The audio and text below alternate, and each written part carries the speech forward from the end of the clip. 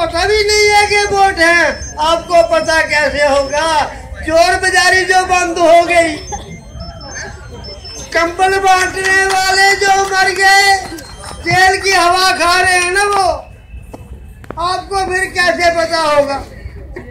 मुझे तो पता नहीं था भाई। मुझे पूछो, मैं नहा कर, अच्छा, पूजा पाठ कर कर अभी तक मैंने चाय भी नहीं पी, और मैं एक पढ़े लिखे ईमानदार आदमी को अपना वोट देकर आई हूँ। ये देखो, हाँ ठीक है। पिछली बार आया था ना मुआ वो कंबल देने वाला, हाँ, वो हमारे भी वहाँ आया था। हाँ तो आपके भी गया था, वो तो सबको वो लूट के चला गया था ना।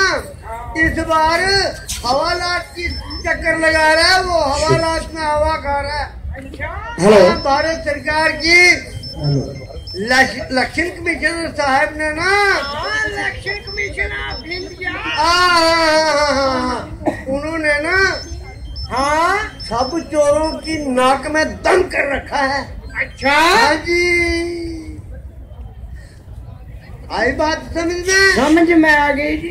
जाओ, मुंह हाथ धोकर, अच्छा, ठंडा पानी पीकर ठंडे दिमाग से अपने मत का दान करो। मतदान समझते हैं ना? मतदान, मत, अब समझा दिया आपने मुझे। मत का दान है। पहले जमाने में कहते थे कि दानों में दान कन्यादान होता है। हाँ, कन्यादान से बढ़कर कोई दान नहीं होता। लेकिन भारत सरकार की इलेक्शन कमिश्नर ने ये साबित करके दिखा दिया कि सबसे ऊंचा मतदान है। हाँ, मतदान से आगे कोई भी दान नहीं है, नहीं है। लड़की का दान करना होगा तो अभी मत की जरूरत, मतदान अच्छा किया होगा तो लड़की का दान भी अच्छा होगा।